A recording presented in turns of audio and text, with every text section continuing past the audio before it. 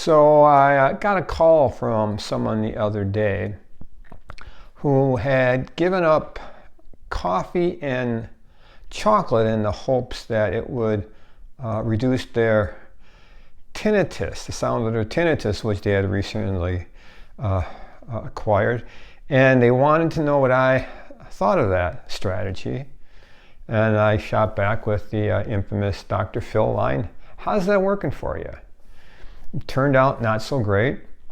Right? His tinnitus hadn't changed, and he was much more irritable because of the lack of caffeine, and he missed his chocolate.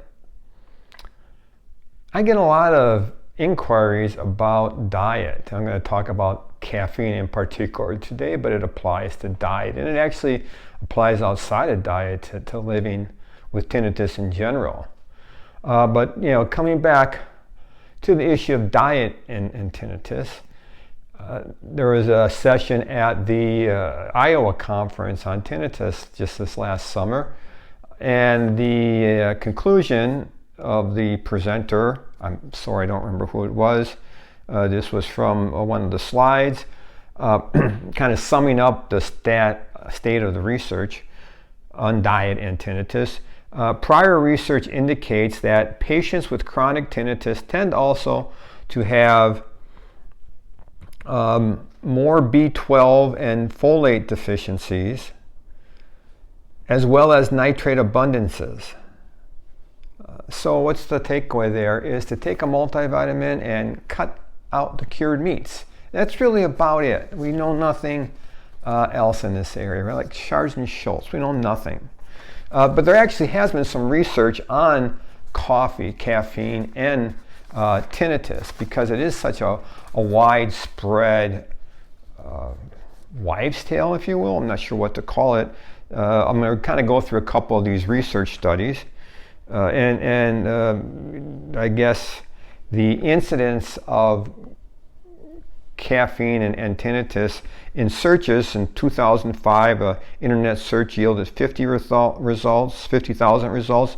In 2008, 500,000 results, and this is from a 2010 article. So God knows what it is today. So what does the research tells us, right? That's really what we want to go for first. What do we know? What does the evidence tell us? Now, here's a couple of research studies. The more recent one is 2021. Relatively small size study, limited study. 80 patients have one group were given caffeine, one group were deprived of caffeine. So they hold off on coffee for 24 hours. Half of them get a caffeine pill, half of them get no caffeine pill, kind of a fake caffeine pill, placebo, and see what the impact is. And the impact was, well, non-existent. Caffeine did not significantly alter the psychoacoustic measures, electroacoustic measures, or the tinnitus-related degree of discomfort.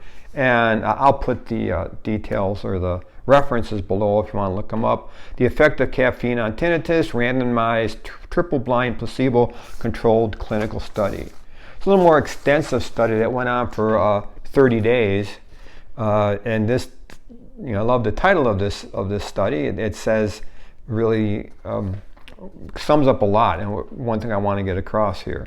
Coffee abstinence, an ineffective and potentially distressing tinnitus therapy, which is what I ended up essentially telling my friend, the guy who called. So yeah, this was, again, 30 days with, I think it was 150 people, same thing, placebo groups, testing what was the impact after 30 days of caffeine deprivation. Half the people getting caffeine deprivation, half not getting caffeine deprivation. Did it impact the tinnitus at all? No. Right, unsurprisingly to me, no. No evidence was found to justify caffeine abstinence as a therapy to alleviate tinnitus, but acute effects of caffeine withdrawal might add to the burden of tinnitus. And that's an important addendum there. Not only was it useless, and not only is it useless, but it inflicts unnecessary suffering on individuals who are already dealing with a lot of difficulties. So rather than telling them to give up caffeine, why don't you tell them to put their hand on a stove? Right? It's pain, it has no impact, it's essentially the same thing. Now, hopefully most of you wouldn't do that, but many otherwise rational people, in the absence of any evidence whatsoever, will go ahead and do all sorts of crazy dietary restrictions, none of which have any justification in the evidence except the aforementioned cured meats addendum, right?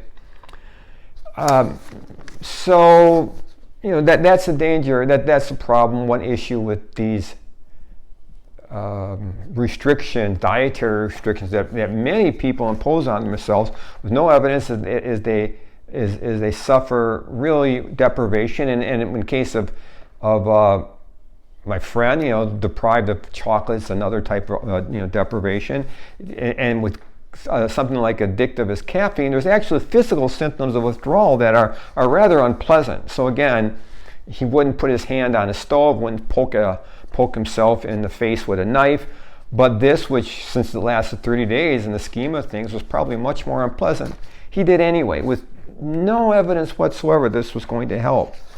So, you know, one of the problems with these dietary restrictions is not only, you know, they have no evidence of being effective, but there also can be some instances, such as caffeine, where there's an actual harm imposed. Right? So what's actually going on here is known as magical thinking. You know, the belief that by some action or thought on your part, you could magically impact the world. So believing if you wear a certain jersey, your team is going to do well, or if you don't wear it, that's the reason they lost. Right? No evidence, but you come to believe it. And all these, you know, superstitious, you know, step on a crack, break your mother's back. Right? You know, silly. But the idea is this belief that your action, or you know, your thoughts, also magical thinking, belief that because you wish harm to somebody and something bad happened to them, you're responsible for it. So this belief that your actions, short of any evidence that there's a causal connection, in fact, have some causal connection to some outcome. And this is really what every dietary restriction consists of, magical thinking. Now, I'm all for reasonable diets. And, you know, my bottom line here is moderation in all things.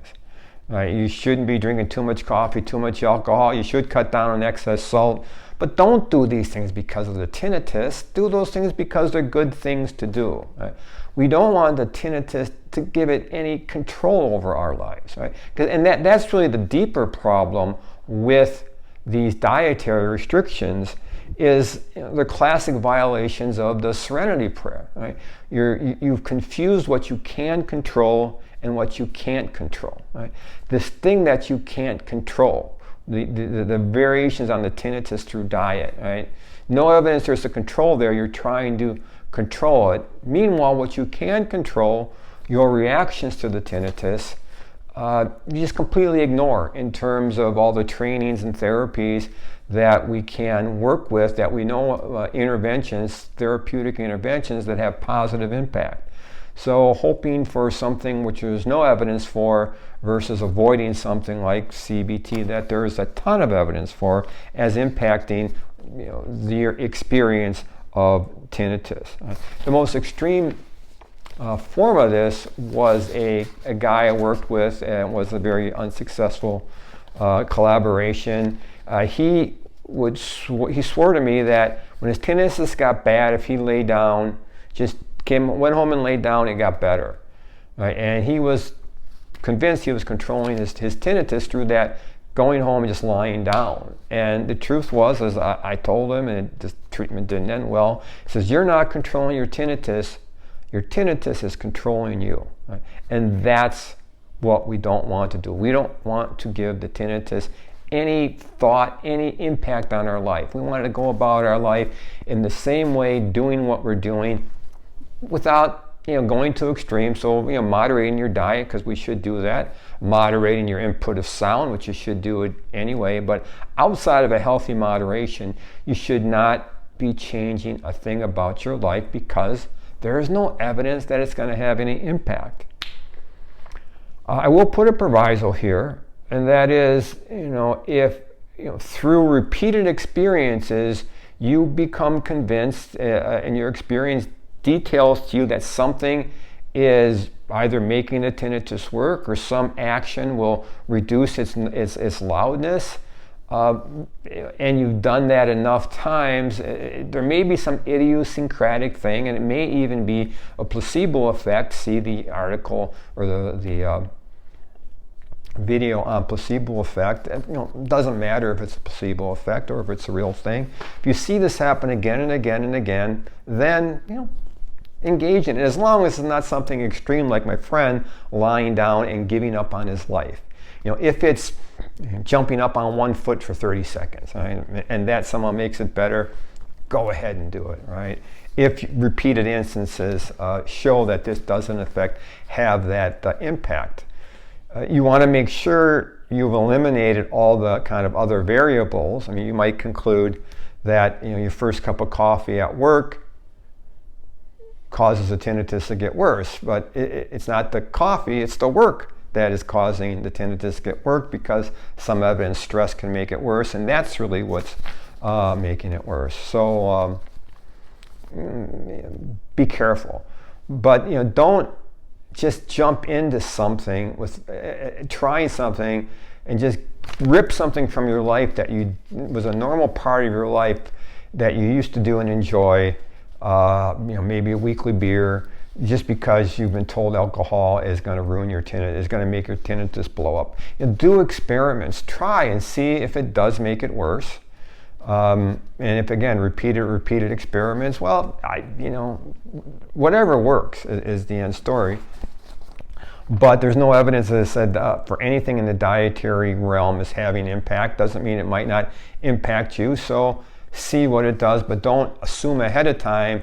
Don't just, as I say, take a move a priori or without any evidence. If you've worked through the evidence enough on this one thing and it does impact you, again, it's not too extreme, then go ahead and do it. But otherwise, the doctrine I live by and tell all my clients is moderation in all things. Right?